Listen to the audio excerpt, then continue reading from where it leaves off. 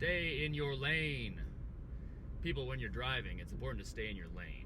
When you're squatting, it's important to stay in your lean.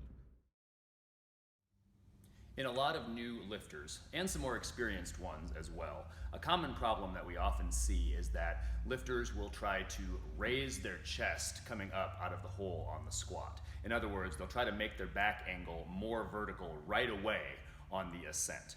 We often refer to this problem as not staying in your hips. And if you have this problem, we're going to help you fix it. Becky's going to demonstrate a well-executed squat, followed by a squat where she tries to raise her chest too soon. Remember, your back angle will eventually become more vertical. After all, we finish the squat in a standing up position.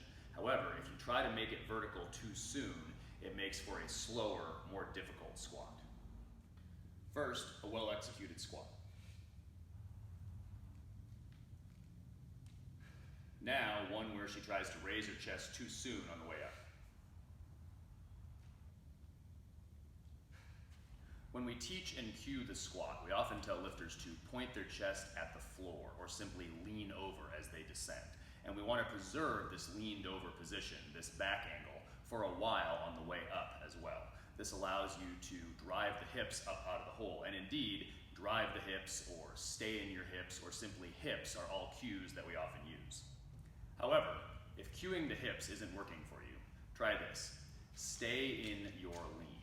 In other words, stay in that leaned over position for longer than you think on the way up.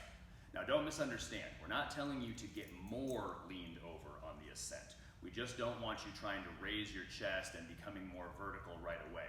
That will happen eventually, just not immediately, and it will happen without you worrying about it. So, when you're driving, stay in your lane. And when you're squatting, stay in your lean. We hope this was useful for you, and if it was, please let us know. Hit the subscribe button, or give us a comment, or give us a thumbs up. See you next time, and hope this helps.